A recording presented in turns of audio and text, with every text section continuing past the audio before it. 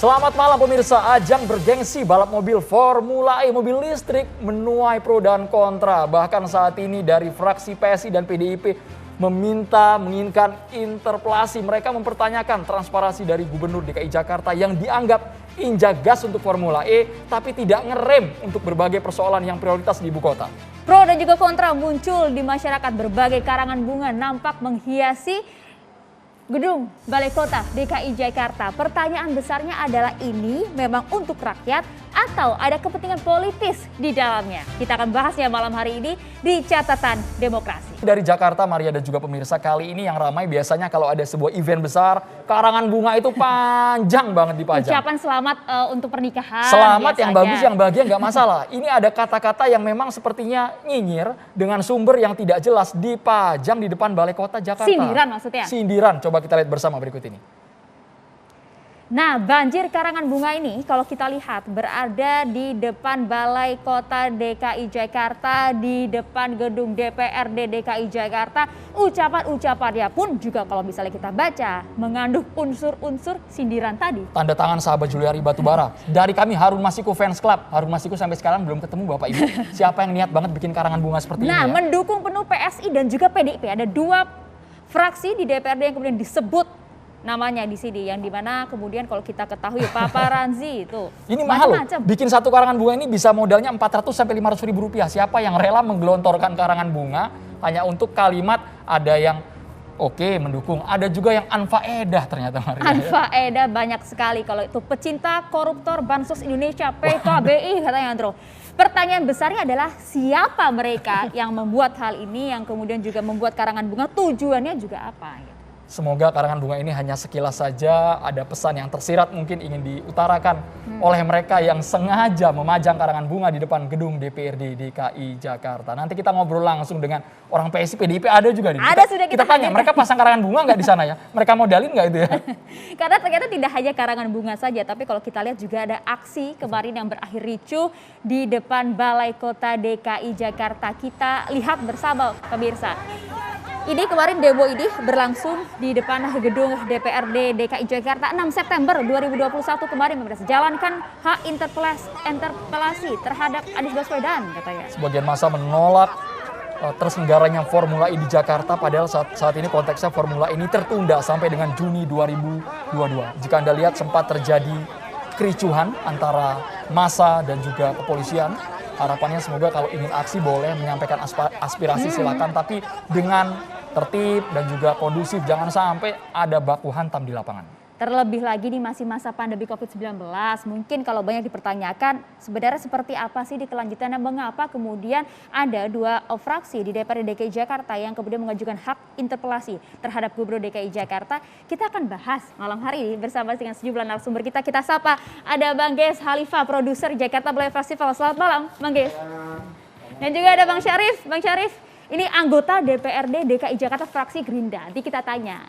Kenal nggak itu yang kirim-kirim karangan bunga itu? Sepertinya udah ditandain sama Bang Syarif ya. Udah ditandain sepertinya. Kemudian Mas Dedek Prayudi. Mas Dedek Prayudi sekarang perlu kita bacakan ini. Karena sepertinya tidak lagi di PSI ya. Direktur Eksekutif Center for Youth and Population Research. Selamat malam Mas Dedek Prayudi. Selamat malam Mas. Terima kasih sudah diundang. Dan juga Bang Pantas Nainggolan, anggota DPRD DKI Jakarta fraksi PDI Perjuangan. Selamat malam Bang Pantas. Selamat malam. Wah luar biasa, kalau lihat semangat Bang Pantas, horas Bang Pantas, Bang Pantas. Anda sepertinya yang kencang juga teriak, menolak Formula E diselenggarakan di DKI Jakarta. Anda bahkan ingin mengajukan interpelasi yang akhirnya ditolak oleh 7 fraksi lainnya. Bang Pantas, tanggapan Anda seperti apa? Silakan digunakan mikrofonnya Bang. Ya, sebagai anggota DPRD, sebagai wakil rakyat, saya ingin mengoptimalisasi semua hak yang dimiliki oleh DPRD. Nah, salah satu hak yang ingin kita optimalisasi adalah hak pengawasan. Nah, dalam proses pengawasan kita melihat terjadi potensi-potensi yang terjadi potensi pemborosan yang sama sekali tidak memberikan manfaat kepada masyarakat. Dan untuk itulah maka kita ingin bertanya kepada gubernur agar agar masalah ini terang benderang, transparan. Itu aja. Kalau bertanya kan bisa ngajak makan malam misalnya, atau bisa lewat telepon gitu. Bahkan kemudian hak interpelasi ini yang jarang juga digunakan oleh anggota DPRD muncul kali ini. Kita apresiasi juga. Sebagai sebuah institusi, maka hak itu memang dimiliki oleh institusi, bukan hak orang politis, per orang. Ya. Nah, itu hak, bahasa rakyatnya hak bertanya gitulah. Nah, dan siapa yang kita tanya? Ya gubernur. Nah, jadi ini adalah dalam hubungan pengawasan antara DPRD dengan gubernur. Tapi kan posisinya di tengah jalan ini Bang Patnas. Apakah di awal itu tidak dilibatkan dalam soal konsultasi pekerjaan, kemudian anggaran yang akan digelontorkan? Kenapa baru sekarang teriaknya? Iya, kalau kita telusuri prosesnya ini, terus terang dalam proses awal, karena PD Perjuangan, ya saya sendiri sebagai anggota Banggar, saya kaget juga ini. Ini barang muncul tiba-tiba sudah di RAPBDP. Nah, tiba-tiba sudah muncul. Nah, ya, terus terang dalam pembahasan itu kita fraksi PD Perjuangan ngotot keras untuk supaya ini tidak masuk karena salah satunya adalah tidak ada dalam RPJMD. Dan yang kedua, ini juga menjadi pertanyaan serius dari fraksi PD Perjuangan pada waktu itu soal terminologi penugasan. Nah, karena begitu banyak tugas-tugas dari dari pemerintah Provinsi DKI Jakarta akhirnya ditugaskan kepada pihak ketiga dalam hal ini BUMD. Nah, itu salah satu dalil kita untuk menyoroti kenapa ini tidak perlu masuk di dalam APBD. Tetapi ya terus terang kita menghargai mekanisme rapat, mekanisme pengambilan keputusan, kita tidak mendapat dukungan dari yang lain-lain, ya pada akhirnya ya itulah yang terjadi. Nah, kemudian di dalam perjalanannya ada beberapa hal yang memantik peristiwa ini. Nah, yang pertama adalah perusakan cagar budaya Monas. Nah, ini hal pertama yang memantik. Nah, peristiwa ini terus terang mendorong kami untuk lebih mendalami apa sih sebenarnya Formula E ini, karena terus terang kita buta dengan Formula E ini. Nah, itu pemantik pertama itu akhirnya mendorong kita untuk mendalami apa ini Formula E. Nah, kemudian pemantik yang kedua adalah terjadinya pandemi COVID. Nah, kemudian pemantik yang ketiga adalah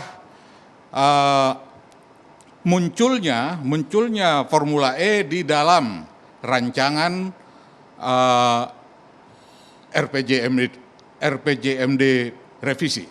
Nah, Bang Sarif ditanggapi dulu nih. Formula E dianggap BIM, salah BIM, Bang Sarif, dan juga dianggap pemborosan. Silakan. Ya, satu lagi mungkin yang terakhir yaitu munculnya dia di dalam Ingup, di dalam instruksi gubernur untuk pelaksanaan tahun 2022 yang akan datang. Pemborosan, pengrusakan cagar budaya tidak tepat di tengah pandemi, Bang Syarif. agak aneh juga ya kalau disebut Bang Pantas ini buta ya. Padahal kan di dalam. Tetapi saya menghargai dan menghormati ketika Pak Pantas mengatakan kita menghargai mekanisme pengambilan keputusan. Artinya apa? Artinya di dalam penganggaran sejak tahun 2019 terlibat kita. Itu dimasukkan dalam yang disebut dengan penyertaan modal daerah, di mana Jakpro mendapatkan sekian dan yang ada unit tersendiri kepala dinas olahraga. Intinya saya mengatakan bahwa ini tidak terjadi BIM salah BIM. Tidak. 106 itu semua menyetujui. Hanya masalahnya kalau saya ingin menyebut ya, trigger pemantik yang paling utama sekarang sering dikatakan oleh para pengusul intervalasi adalah temuan LHP BPK. Laporan salah satu pemantik. Laporan hasil pemeriksaan BPK. Cuma sayangnya ya, teman-teman pengusul interpelasi juga salah baca terhadap LHP BPK. Menurut saya, karena dalam rekomendasi BPK tidak ada satupun kalimat, tidak ada satupun kata yang mengatakan Formula E dihentikan. Hanya dilakukan review atau evaluasi feasibility studies-nya yang terbaru. Dan tapi sekarang kan dalam sedang berproses. rekomendasi BPK kalau tidak salah meminta pemerintah agar mencari sponsor sehingga ada anggaran di luar yang tidak telanjang seperti itu. Saya bacakan boleh? Ada 3 rekomendasi yang Enggak, saya justru sebenarnya dari ingin bacakan ya. keterangan Pak Sarif tadi, silakan. supaya kita tidak berprasangka yang tidak-tidak, tidak berpraduga yang tidak-tidak, ya dijawab aja di dalam forum yang resmi. Itu aja sebenarnya. Jadi ada transparansi di sana, masing-masing punya hak. Nah, gubernur punya hak untuk menjawab. Nah, di situ sebenarnya. Jadi jangan sampai ini menggelinding menjadi sebuah bola liar, karena interpelasi juga tidak ada catatan untuk menghentikan, untuk membatalkan, justru hanya gini, bertanya. Justru begini, Gitu. justru publik harus diberikan edukasi yang baik dan benar.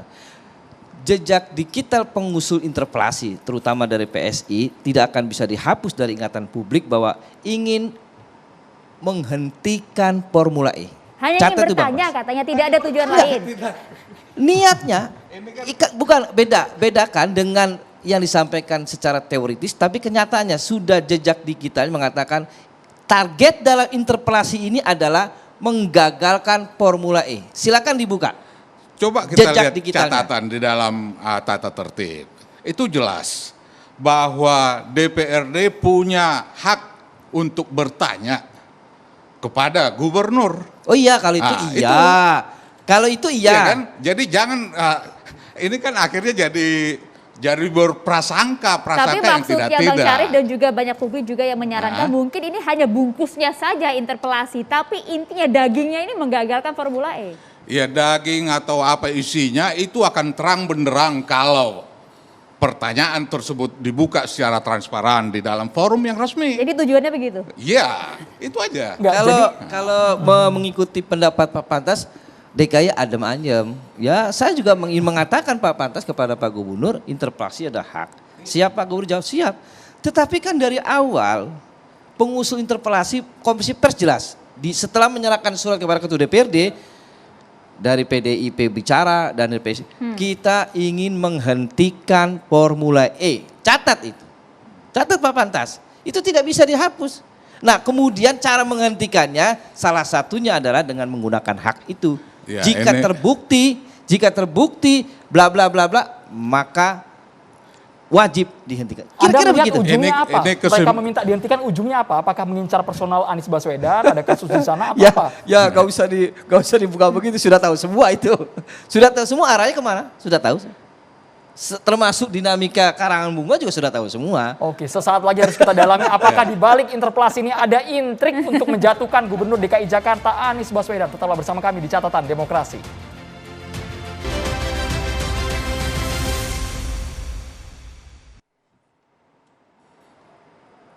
Ya, kita lanjutkan pemirsa. Saya ingin ke Mas Dede. Mas Dede juga salah satu orang yang kemudian mendukung hak interpelasi dari DPRD dan juga nampak-nampaknya tidak mendukung adanya Formula E. Iya. Jadi saya harus disclaim dulu ya, bahwa hari ini saya diundang dan berbicara tidak atas nama sebuah institusi partai politik ya. Jadi saya hadir di sini sebagai Direktur Eksekutif dari Center for Youth and Population Research dengan kapasitas saya sebagai peneliti, dan harus saya disclaim yang kedua bahwa peneliti itu tidak bebas nilai. Gitu. Jadi peneliti itu boleh untuk tidak bebas nilai. Nah, berbicara soal Formula E sekarang. Saya ingin memulainya dari kita bicara Formula E, kita membicarakan uang triliunan rupiah yang dimana itu uang berasal dari pajak rakyat atau warga DKI. Ya. Yang dimana menurut instruksi Gubernur nomor 49 tahun 2021 itu akan dianggarkan total itu di atas atau tembus 5 triliun rupiah. Ya. Saya ingin mengajak kita untuk kembali ke janji Pak Gubernur tahun 2017 lalu di saat menyusun anggaran. Ada 5 prinsip di dalam menyusun anggaran, yaitu yang pertama adalah melihat RPJMD. Itu yang paling pertama ya, melihat RPJMD, melihat aspirasi warga, lalu transparansi, dan yang terakhir adalah kepentingan warga itu dapat dikomunikasikan, gitu. Nah, kembali lagi kepada Formula E. Pertama, Formula E itu tidak ada di RPJMD. Artinya apa? Artinya Pak Anies dalam hal ini sudah melabrak sendiri, mengingkari sendiri janji politiknya, itu yang pertama. Anda punya data, boleh sambil berdiri mungkin dijelaskan ini? Ini sebenarnya bukan data, ini hanya mind map saya untuk pengingat kira-kira argumen saya Boleh sambil itu Mungkin berdiri, bisa dijelaskan Mas Dede, di sini Mas, supaya karena lebih jelas. kalau kita lihat tulisannya agak kurang begitu jelas di sini. Oke, duduk aja kali ya. Karena catatan saya ada di sini. karangan Oh, ini. bebas, Boleh, bebas. silakan, bebas. silakan. Catatan saya ada di buku sebenarnya. Ini hanya main map aja. Pak Ini Sarif sudah Ini nunggu, karangan ini. sudah nunggu karangan katanya. nih. Oh ya, ini Belum memang bisa saya yang dijelasin. buat. Akan Ini dijelaskan, makanya akan dijelaskan, tenang. Ini memang saya yang Karangan buat. ini. Kita tunggu dijelaskan dulu. Tadi yang pertama itu adalah Formula E tidak ada di RPJMD. Lalu ada ucuk-ucuk beban pengeluaran yang kita nggak tahu dari mana. Lalu yang kedua, Formula E tidak ada di Pergub nomor 68 tahun 2018 tentang percepatan pelaksanaan kegiatan strategis daerah. Lalu yang ketiga, Formula E tidak termasuk dan tidak memenuhi kriteria keadaan darurat atau keperluan mendesak menurut PP nomor 69 tahun 2019. Ya, kalau kita bicara keadaan mendesak darurat itu bisa macam-macam. Misalnya saat ini DKI itu tingkat pengangguran terbukanya itu naik hampir 2 kali lipat dan itu mencetak rekor baru. Dan itu kira-kira di kisaran hampir 11% hari ini. Kedua, tingkat kesempatan kerja DKI itu menurun terus dari 2018 yaitu 93,8, di tahun 2020 ini 89. Lalu juga ada kemiskinan dan ketimpangan itu juga meningkat di atas rata-rata angka nasional. Belum lagi kita berbicara soal ketimpangan air bersih, belum lagi kita berbicara soal keberlangsungan Jakarta akibat climate change, akibat turunnya permukaan tanah dan lain-lain. Inilah yang perlu mendapatkan perhatian dari keadaan darurat atau keperluan mendesak. Nah, ini yang terakhir, yang keempat, Formula E itu tidak pernah ada ya kajian investasi dan bisnisnya yang menyeluruh ya. Itu disampaikan kepada publik, kepada DPRD secara transparan agar jelas siapa yang diuntungkan, berapa angkanya, apa keuntungannya jangka pendek, jangka panjang, jangka menengah. Nah ini semuanya harus jelas. Sekarang ini Pak Anies dan juga rekan-rekan dari Pemprov selalu mengatakan ini akan menguntungkan hotel, UMKM, pedagang kaki lima. Oke, buktikan mana dia. Saya sudah mendengar bahwa sudah ada studi kelayakan awal, garis bawahi kata awal ya. Tapi ini lebih lucu lagi. Studi kelayakan belum selesai tapi dana sudah digelontorin. Ini bagaimana? Nah, oleh karena itu saya mendukung ya. Terlepas tujuannya apa, setiap orang pasti punya tujuan politis. Pak Anies pasti punya tujuan politis untuk mengadakan Formula E. Semuanya ada tujuan politis, tapi yang jelas di sini ada tengah-tengah kita yaitu masyarakat. Ya, masyarakat itu harus jelas. Di antara bau-bau amis yang tadi, jangan dibuat lebih amis lagi dengan menolak dibukanya event Formula E ini secara terang benderang. Terlepas Yaitu kita dapat melalui lisensi, mungkin kita jadi lebih dikenal dunia, itu kan jadi salah satu pertimbangan Prestasi pemerintah juga. juga. Oh ya Oke, tentu, Jakarta. makanya itu harus ada kajiannya. Oke. Nah, saya ingin mencoba untuk mengomentari Formula E-nya ya. Ini data saya mencatat ya. Formula E itu merugi 1,9 triliun rupiah, catatan dari Forbes Magazine, dalam 4 tahun. Menariknya, walaupun pagelarannya merugi, nilai jual Formula E itu meningkat. Jadi buat apa kita bayar mahal-mahal, ya kita rugi. Yang punya nilai itu malah meningkat, bukan kita. Oke, berhenti situ. Bang Ges, silahkan. Mengapa kita bayar mahal-mahal terus rugi? Formula E juga dibilang katanya bau amis, Bang Ges. Terima kasih.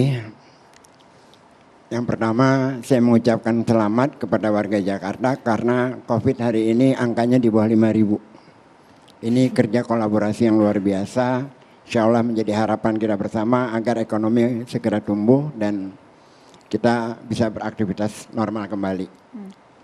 Yang kedua, konteksnya saya ingin mengatakan bahwa Formula E adalah salah satu cara yang sudah lama diusahakan untuk menjegal Anies.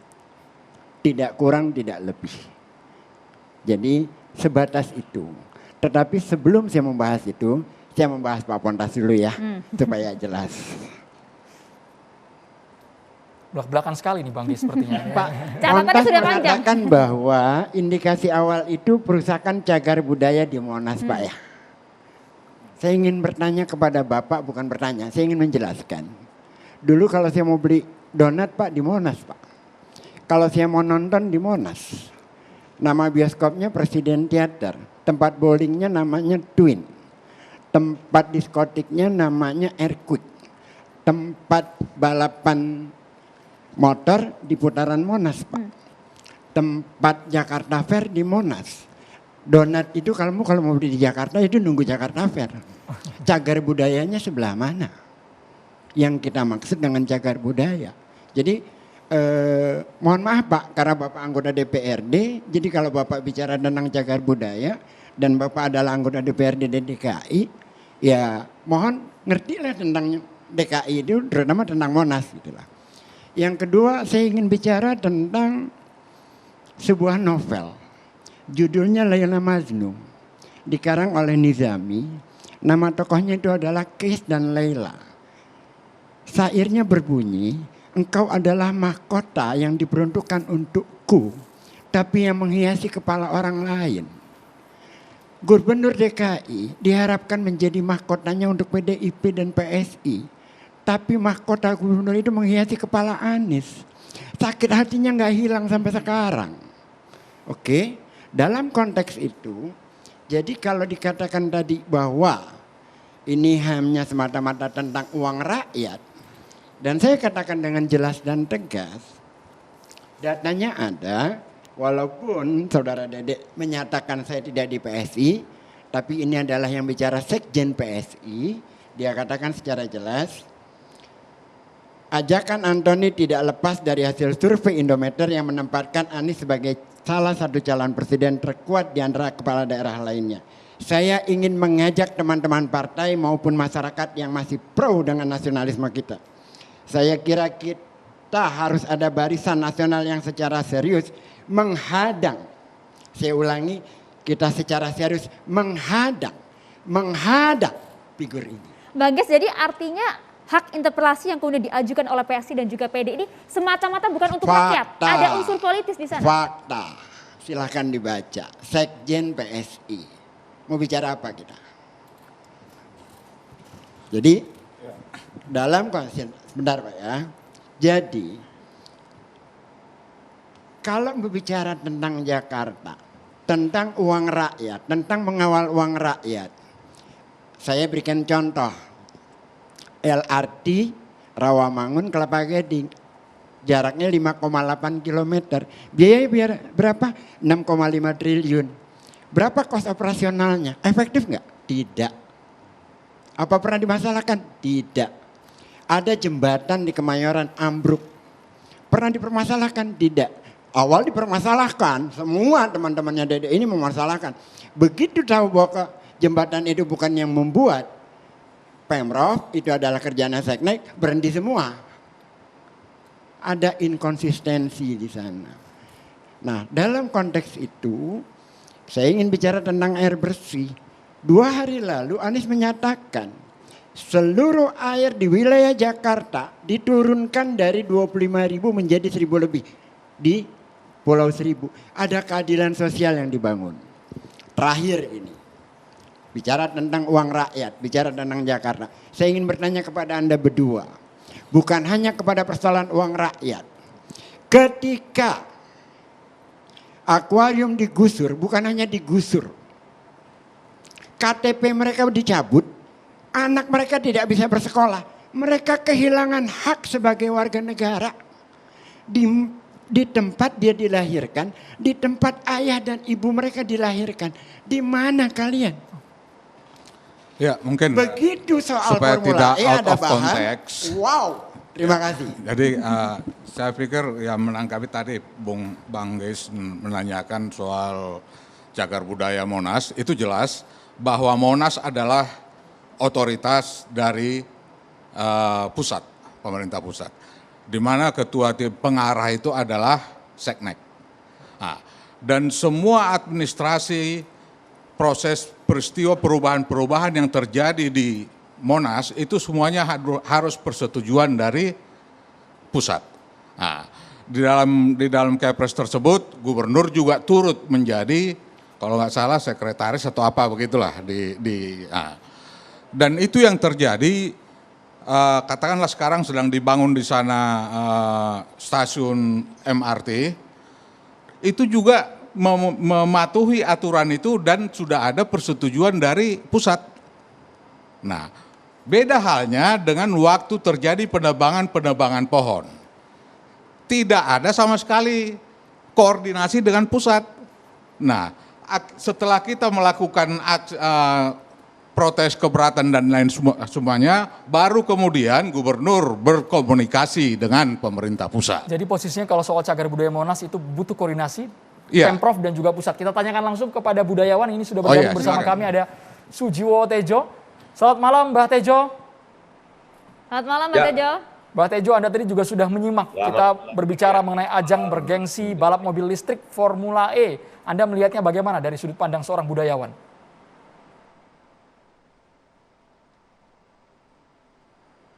Halo, Mbah Tejo, apakah masih tersambung? Itu bila tuh mantan putusnya nggak enak ya. Ya ini halo. Ya, Halo. silakan Mbak Tejo. Halo. Audionya clear ini, Mbah Tejo. Silakan, Mbah. Ya jangan panggil aku Anda lah. Anda itu membuat kita nggak akrab. Indonesia memerlukan keakraban. Anda hanya pantas untuk panggilan untuk mantan yang putusnya nggak enak. Waduh. Panggil kamu. Janganlah, kita tidak ingin. Silakan Mbah Tejo tersayang, monggo. Apa? Apa tentang apa ini Maria? Ya, Mbah Tejo, kalau Ngomong tadi apa? kan pasti tadi sudah mengikuti bagaimana keempat narasumber di sini kemudian memperbincangkan tentang Formula E ini. Kalau seorang budayawan ini melihatnya seperti apa? Ya aku nggak tahu, nggak melihat kayak Dede ada di PJMP apa-apa atau kayak Pak Pantas, tapi semuanya aku hargai kayak Mas Sarif kan, mereka orang politik, Mas Geis juga. Aku ngelihatnya dari kebudayaan. Yang aku mau ngomong nggak bro, aku sering ke Borobudur, aku sering ke Taj Mahal, aku sering ke piramida, nggak sering sih beberapa kali. Kalau kita lihat sejarah, semua itu dibangun dengan berdarah-darah dan mengorbankan rakyat juga nggak setuju. Itu saja. Sekarang Senayan aja berapa yang digusur dari Senayan orang-orang Betawi itu. Tiba ke Tebet, dari Tebet gusur lagi ke Condet. Sekarang mau kiai, budayawan cengenges lari pagi di Senayan. Jadi aku agak hati-hati akan mengatakan apa Formula E ini bagus atau enggak, karena di dalam sejarah segala sesuatu yang monumental itu akan diserang pada masanya, tapi nanti suatu saat ada gunanya. Ngebangun patung selamat datang dan lain sebagainya, Pak Bung Karno nggak diserang rakyat waktu itu. Itu aja jawabanku. Jadi Mbah Tejo, kalau sekarang kita kaitkan, kan ini berbicara soal Formula E, juga ada kemarin hak interpelasi, bahkan karangan bunga juga banyak di depan gedung DPRD. Ada yang sifatnya mungkin sindiran, ada juga yang dukungan. Bagaimana Mbah Tejo? Karangan bunga tetap nggak serius, jangankan cuma karangan bunga. Jangan, filsuf aja sekarang jadi guyon. Jangankan filsuf, agamawan aja jadi guyonan sekarang. Perjamuan terakhir aja yang Yesus mau di eksekusi malamnya itu jadi meme-meme, jadi lucu-lucuan. Begitu juga bunga. Aku lihat ada Van Sarun Masiku. Ini kan pasti lucu-lucuan. Jadi kenapa kita anggap serius gitu loh? Jadi ini bukan Yang suara penting rakyat yang bagi serius, Mbah Tejo. Gak ada suara rakyat yang serius karena udah putus asa semua. Siapapun presidennya, siapapun gubernurnya, tetap aja cari makan sendiri-sendiri. Aku presidennya siapapun dari dulu ya hidupku gini. Cuman bergantung pada Tuhan.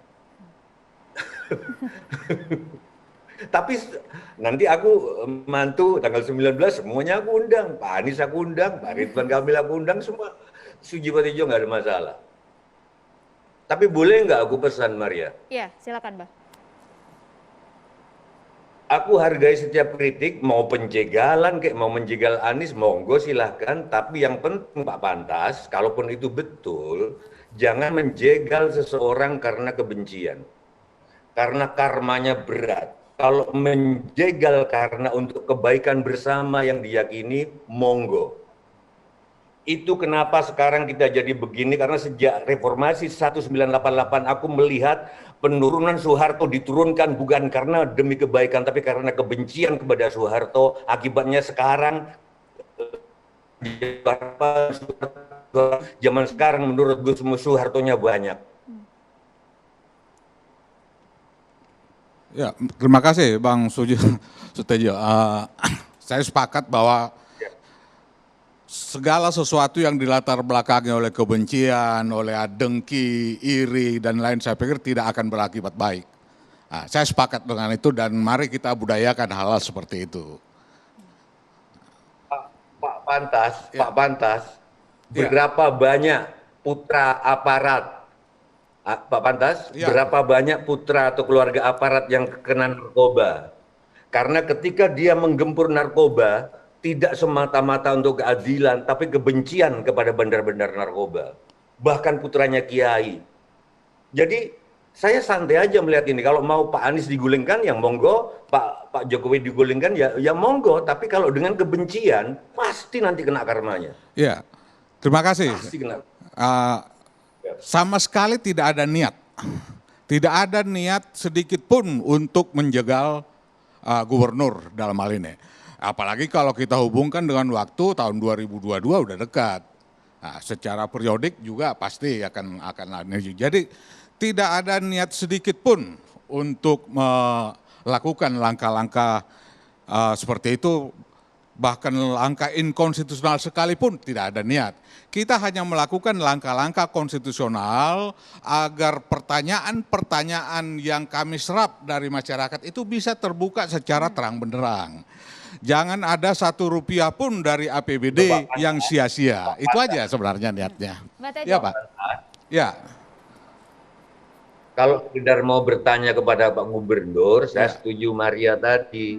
Kan bisa lewat anak aja boleh bertanya ke bapaknya. Lihat lagunya Bimbo kan, ada anak bertanya pada bapaknya. Itu tidak harus interpretasi kan. Mbak Tejo, kalau menurut Presiden Jan Cukers ini Mbak Tejo, gelaran Formula E di tengah pandemi dengan anggaran yang cukup luar biasa tadi kalau Pak Anies sampaikan kan ini tujuannya untuk membawa ibu kota ke kancah dunia. Seorang Sujiwo Tejo, bagaimana tanggapannya?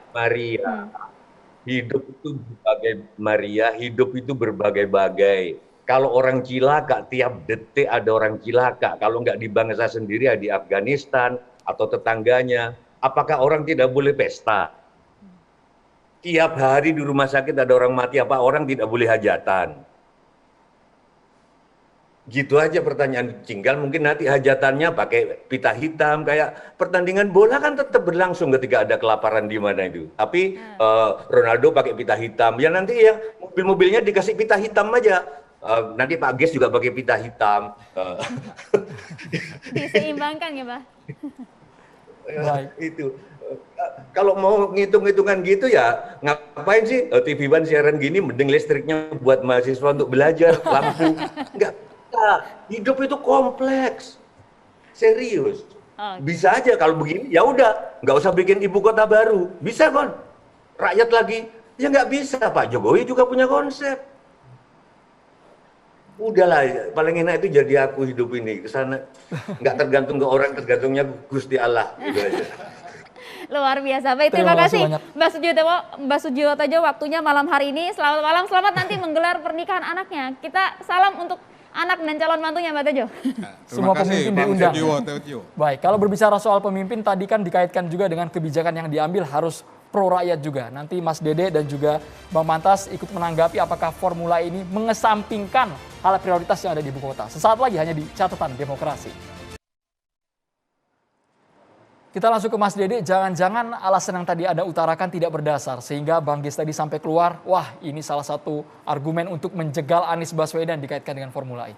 Mas Dede. Ya, saya sekali lagi saya ingin mengatakan bahwa saya tidak mewakili PSI ya. Artinya saya sudah resmi mengajukan surat gitu ya, penonaktifan dan sudah disetujui oleh struktur pimpinan gitu. Dan apapun ya, menurut saya setiap politisi, karena saya juga pernah di politik aktif sekali, saya pernah jadi jurkam juga, jubir partai. Setiap politisi itu pasti punya political interest, pasti punya kepentingan politik. Anda nggak bisa menghilangkan hak seseorang karena Anda anggap kepentingannya tidak sesuai dengan kepentingan saya. Nah itu ya, jadi apapun kepentingannya, dan tadi juga Mbah Tejo sudah mengatakan menjegal itu bisa salah bisa benar. Bisa salah ketika tujuan penjegalannya itu adalah tujuan-tujuan yang jelek. Bisa benar ketika tujuan penjegalannya itu adalah tujuan-tujuan yang baik. Saya tidak sedang membela atau menjatuhkan, tapi saya ingin mengatakan bahwa di politik itu setiap orang pasti punya kepentingan masing-masing gitu. Hanya kemudian sama seperti riset ya, peneliti boleh tidak bebas nilai. Hanya kemudian di sana ada research ethics. Di sana ada metodologi, di sana ada macam-macam yang kemudian bisa mengerem subjektivitas. Sama dengan politik gitu ya. Semua orang boleh punya kepentingan masing-masing, tapi di sana ada prosedur yang sudah diatur oleh undang-undang gitu. Nah, prosedur yang sudah diatur dalam hal ini adalah interpelasi gitu. Dan tadi saya baik itu juga Bapak, mohon maaf, Pak Pantas, mohon maaf Pak, saya jelek banget sama nginget nama, mohon maaf sekali.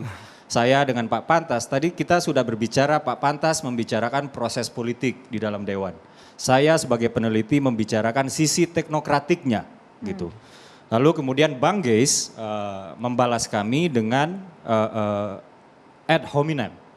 Tapi saya paham, mungkin ini dikarenakan Bang Geis tidak dapat menjawab argumen-argumen kami secara teknokratik gitu, secara prosedur, secara tadi kita lihat, saya bilang nggak ada di RPJMD, nggak ada di Pergub nomor 68, nggak ada kayak gini, nggak ada kayak gini. Sedangkan Formula E itu merugi, yang bayar duit rakyat, yang untung itu nilai Formula E-nya yang naik. Tapi kalau misalnya saja Bang Geis bisa menjawab dengan teknokratis, tentu argumen-argumen yang bersifat ad hominem menyerang siapa yang mengajukan itu tidak perlu begitu. Nah, tapi poin saya adalah begini.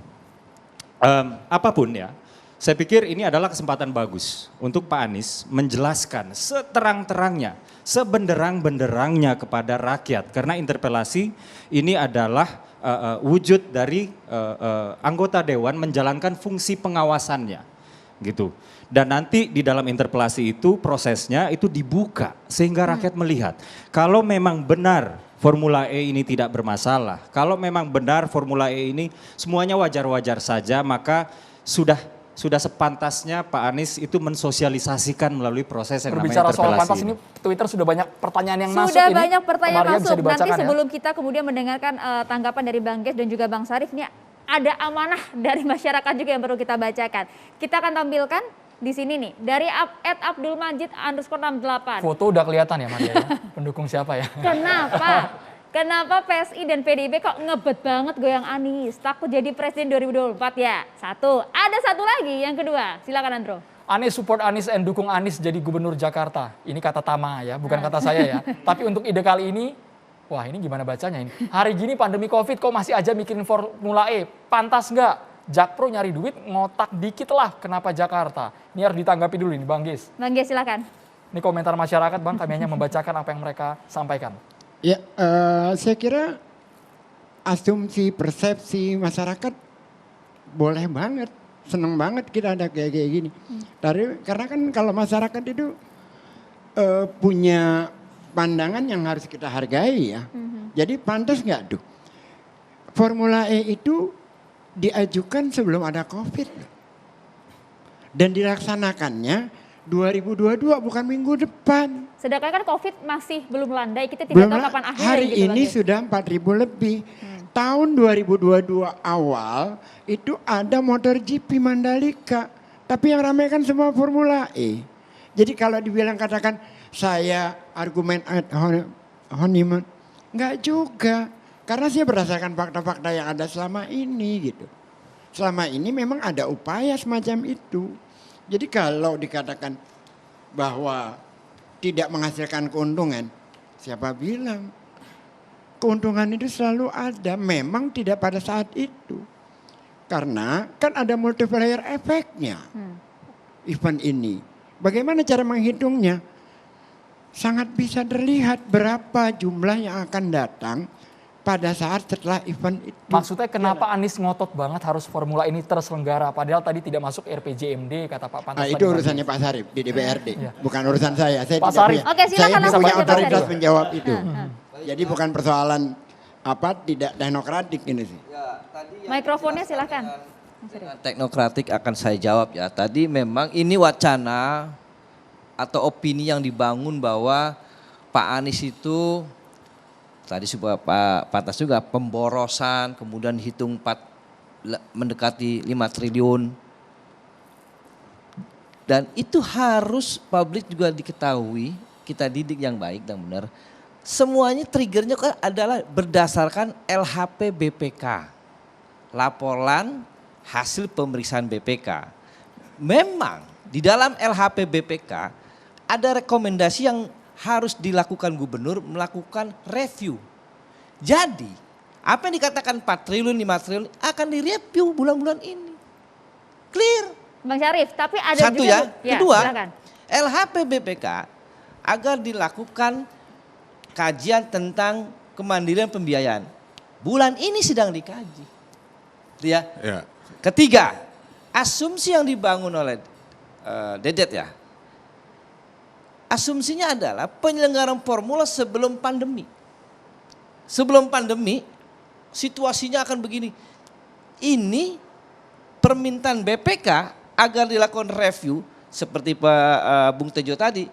Saya bayangkan nanti formula itu tidak seperti yang dibayangkan sebelum pandemi dengan triliunan rupiah dan tidak menggandeng sponsor dengan swasta. Ini sedang dilakukan kajian. Ada penyesuaian. Ada penyesuaian. Karena itulah bersabarlah. 3-4 minggu ini kelar. Ya, begini. Studi kelayakan Seperti yang terbaru. saya sampaikan tadi, LHP BPK itu hanya salah satu pemantik. Pemantik untuk membuka kotak ini secara terang benderang. Itu hanya salah satu. Nah,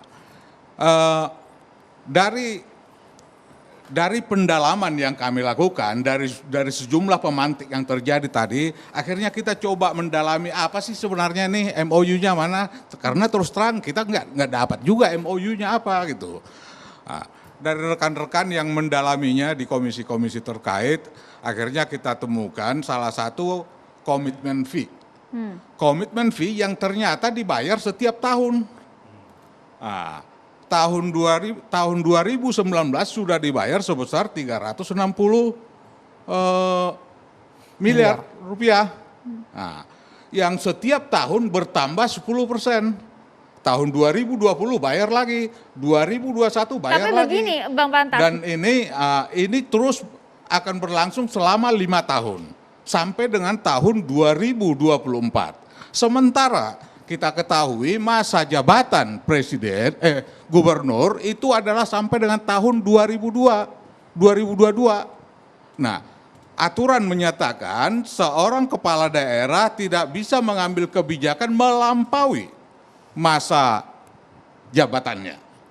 Nah, tidak bisa. Itu jelas di kegiatan multi years dimanapun semuanya multi years berakhir. Pantas. Pada masa akhir yang masa disampaikan jabatan. Pak Pantas itu adalah kecuali bagian yang ditemukan BPK. Semua disampaikan BPK itu. Iya, MOU kecuali dibahas semua BPK, tuntas.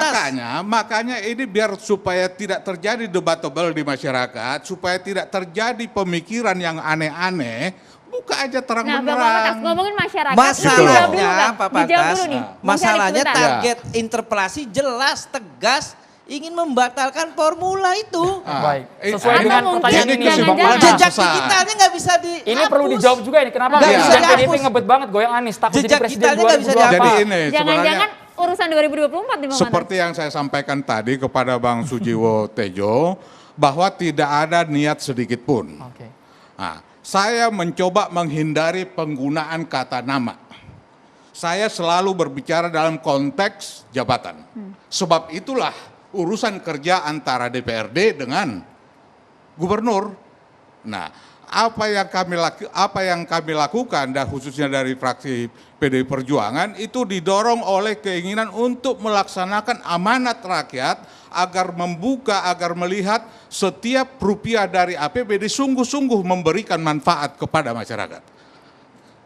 Amanat itu yang kita laksanakan melalui upaya penggunaan hak bertanya ini. Saya mau bertanya sedikit Pak itu, Pondas ya. ya. Saya bertanya sedikit ya, amanat rakyat. Penggunaan. Tadi Pak Pondas belum jawab apa yang saya contohkan sebelumnya. Yang kedua, kalau begitu kan DPRD punya tugas selama menjadi DPRD.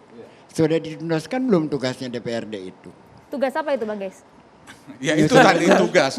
Tugas besar itu ada 3. Tugas budget, menetapkan anggaran setiap tahun. Tugas legislasi, membuat peraturan-peraturan daerah bersama dengan gubernur. Dan tugas yang ketiga, tugas pengawasan. Nah, tugas pengawasan ini yang kita lakukan sekarang bisa ditingkatkan, dipertajam. Itu bagian dari pengawasan. Ah, Jadi tambahan. dipertajam menjadi hak bertanya. Baik, itu. baik. Sebenarnya ini nggak relevan. Ketika dikatakan bahwa tujuannya sudah terang benderang, ingin ini, ingin itu. Saya pikir itu hanya relevan ketika kita ini berbicara di level sosial media. Dari tadi saya juga sedang menahan diri tujuan Formula E ini untuk Pak Anies maju di 2024 misalnya. Kayak Ada dugaan ke sana? Saya bisa saja bilang kayak begitu. Kalau misalnya ini sudah terang benderang begini, bisa saya bilang. Tapi saya nggak mau bilang ke sana. Karena seharusnya level di forum ini itu jauh lebih tinggi daripada menyebarluaskan prasangka di level tujuan. Gitu. Apapun yang menjadi tujuannya itu hanya si pemilik tujuan dan Tuhan yang tahu. Tapi di sini ada proses yang sudah diatur oleh manusia, yaitu proses legal gitu.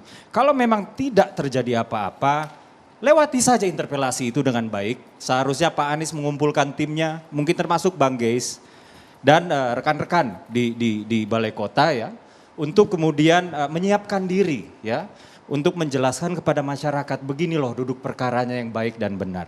Nah terkait tadi juga. Baik, kalau begitu saya jelaskan. Prosedur yang betul adalah ikuti aturan. Setuju? Setuju. Di dalam aturan, ketika interpelasi sudah diajukan, ikutin tata tertib. Kalau kita bicara aturan, saya ingin mengatakan sebaiknya diurungkan niat itu. Tidak akan sampai kalau ngikuti tatib ya. Kalau ngikuti tatib, karena itulah lebih baik diurungkan niat itu. Tidak akan bisa. Kalau Kenapa bicara diurungkan? tatib ya, kalau Ya. bicara tatib. Ya. Kalau bicara tatib, ini kan bicara tidak pas aspek legalnya. Kenapa diurungkan? Karena Kenapa secara diurungkan? syarat juga tidak memenuhi. Sesaat Tidak lagi memenuhi Bang syarat. Syarif dijawab Kita usai jeda tahan berikut dulu. ini hanya di catatan demokrasi pemirsa.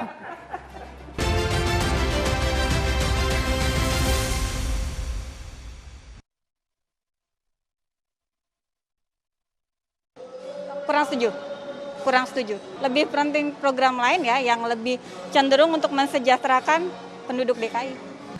Sebenarnya kalau dari penilaian saya, pemerintah itu kan sekarang lagi berusaha banget buat ningkatin pariwisata, lalu segala macam karena pandemi ini. Tapi kan balik lagi itu kan sebenarnya nggak layak disebut prioritas kalau menurut saya, karena prioritas yang sekarang adalah penanggulangan pandemi gitu. Jadi bukan untuk acara seperti itu.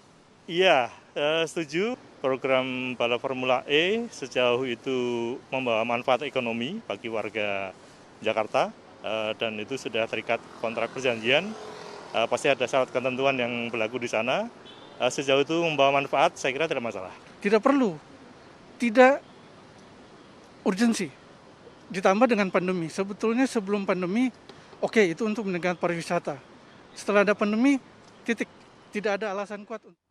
Nah itu tadi suara-suara masyarakat terkait dengan balap Formula E. Bang Syarif tadi kok disampaikan hak interpelasi kan hak tanya DPRD untuk suatu kebijakan yang menyangkut hajat hidup orang banyak. Kenapa mesti diurungkan? Ya, saya kan politisi membacanya ya.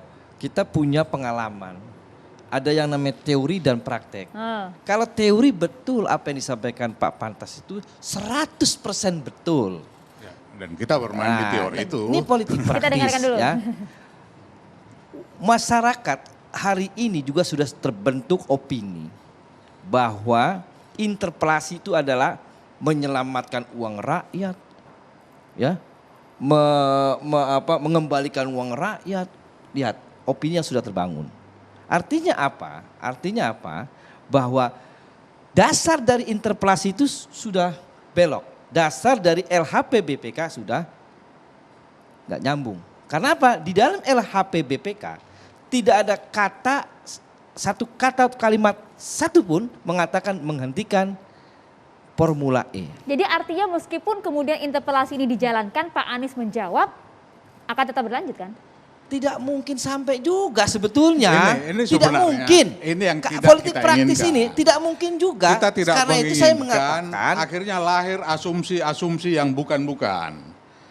Nah, jadi Pak Pantas, selama baca gubernur di jejak digitalnya. tidak mengutarakan ini ke publik secara terang benderang, maka yakinlah apa yang disampaikan oleh Bung Syarif tadi ya bisa jadi kenyataan. Meskipun syarat tidak dipenuhi. Gitu loh. Karena itu sebentar lagi Pak Pantas, sebentar lagi dalam waktu tidak lama lagi feasibility studies-nya yang terbaru akan muncul dan evaluasi akan muncul.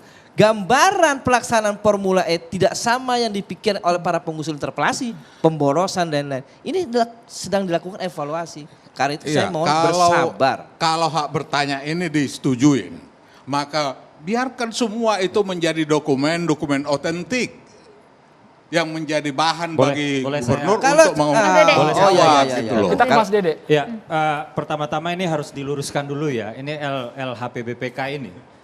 Ini cuma sekedar laporan hasil pemeriksaan BPK. Di sana itu tidak ada yang namanya cost benefit analysis. Di sana itu tidak ada yang namanya keuntungan yang akan dihasilkan berapa. Sabar dulu, Anda sudah baca? Anda sudah baca? Jangka pendeknya. Anda sudah baca belum LHPBPK? Sudah, saya sudah tahu bahwa di sana sudah disebutkan bahwa sudah ada studi kelayakan awal. Tadi saya sudah sebutkan awal. Saya sudah ini peneliti Pak Syarif. baca. Saya ini peneliti Pak Syarif. Sudah ada ditulis studi kelayakan awal, maka harus lebih diperdalam lagi gitu. Nah, jadi ini bukan cost benefit analysis. Ini hanya laporan hasil pemeriksaan saja. Tok gitu ya. Oke, fine. Jadi studi kelayakan akan dilanjutkan. Tadi Pak Syarif mengatakan begitu. Ini saya sambut baik ya. Saya sambut baik walaupun memang ini agak aneh. Studi kelayakan baru dilakukan dan belum selesai. Padahal ini uang udah digelontorin beratus-ratus miliar. Gitu. Ini kan nggak kalau nalar kita masih sehat, ini namanya penghinaan nalar. Tapi kan kalau minta dibatalkan, uangnya sudah terlanjur hilang. Nah itulah yang harus dijelaskan. Oke. Kita nggak pernah ngomong batalin loh. Ini yang ngomongin batalin dari tadi bapak-bapak di depan saya. Bung, coba lihat jejak digitalnya. Ya, oke. Jejak digitalnya. Interpelasi tapi nggak bisa membatalkan. Ini kita bicara interpelasi loh.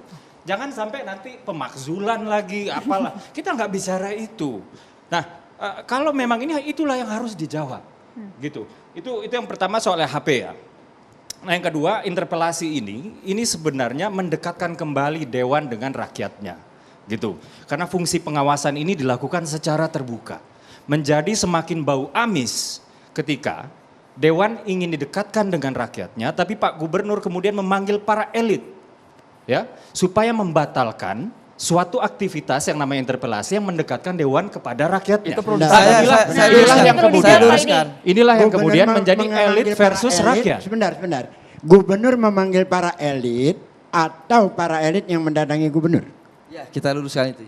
Jadi Anda peneliti, Anda menyatakan bahwa dengan riset sebelum Anda katakan, Anda mengatakan gubernur memanggil para elit. Mengundang. Anda mengatakan itu. Anda riset. Itu sudah di keterangan media-media dari orang-orang yang sudah diundang. Tanyakan sama ini anggota DPRD. Saya luruskan. Jadi mungkin begini. Salah. Sebentar Pak, saya belum menjawab Bapak. Ini dulu. Silakan Bang Syarif. Ini dulu yang jawab. Salah, yang betul adalah begini. Sebelum pertemuan di Taman Suropati itu, gambaran sikap praksi 7 praksi sudah ada. Menolak interpelasi. Sudah ada. Cuman beberapa praksi sedang coba-coba memahami apa sih alasannya. Kan gitu ya. Kemudian karena ingin perjelas, datanglah minta jadwal kepada Pak Gubernur, bertemulah di Taman. Jadi bukan gubernur. Jadi 7 fraksi yang mendatangi Pak Gubernur. Jadi 7 fraksi, mungkin ini penonton di rumah. Karena ada dasar. Penonton di rumah harus tahu bahwa ini fraksi-fraksi ini. Tidak, saya ingin karena ada dasarnya, ada dasar. Sebelumnya sudah ada. Itu bukan riset. Ucapan itu bukan hasil penelitian. Ucapan itu hasil dari penghakiman. Oh enggak. Itu dari Oke, kalau memang dia bukan diundang, tapi mengajukan diri untuk datang dan bertanya kepada gubernur, gitu ya. Dan kemudian dilakukanlah pertemuan secara tertutup. Kita nggak pernah tahu isinya. Saya bukan anggota dewan, ya. Kita nggak pernah tahu apa yang diperbincangkan. Kenapa yang datang itu 7 fraksi itu? Ya mengapa tidak 2 fraksi itu menanyakan langsung ke Pak Gubernur? Lalu apa yang menjadi buah kesimpulan dari itu? Lalu apakah sebuah kebetulan bahwa kemudian yang 7 itu menolak? Sehari setelah mereka berkumpul dan jamuan makan malam di rumah Pak Gubernur. Sebentar ya. Inilah yang kemudian yang tadi saya katakan ini menjauhkan yang seharusnya dibuka terang benderang bukan di ruangan tertutup. Jadikan ini hajatan resmi ya di mana rakyat itu menyaksikan. Itu. Inilah yang kami tagih sebagai warga DKI supaya Pak Anies ini transparan. Saya jawab soal transparansi. Tidak ada satupun yang dilakukan oleh Anies yang tidak transparan. Dari awal. Dari awal COVID melanda Jakarta, hanya Jakarta yang pertama kali membuka berapa yang sudah kena COVID. Sampai hari ini hanya Jakarta yang membuka secara jelas berapa yang wafat. Sampai hari ini kemarin keterangan dari Kemenkes 15.000 data di Jawa Tengah belum masuk. Jakarta kosong data yang tidak masuk. Ya, Jadi gini. transparansi Jakarta luar biasa. Mengenai Formula E ini, Bang Gis? DPRD Kalau terjadi manipulasi di Jakarta, Jakarta tidak 4 tahun berturut-turut mendapatkan sebagai kota paling demokratis di Indonesia. Kalau di Jakarta tidak demokratis, UKI dan teman-temannya, tidak hanya UKI dan teman-temannya sudah dilaporkan. Tidak pernah ada pelaporan dari Dia bukan lagi gubernur politisi Bang, sekarang sudah jadi Terlepas dari PSI. Oke, Mohon kembali maaf, kepada mohon maaf. konteks. Baik, Bapak-Bapak, kita akan segera kembali Kembali. sesaat lagi di Catatan Demokrasi. Kami akan menghadirkan Kiai Haji Fikri Haikal MZ. Tetaplah bersama kami pemirsa.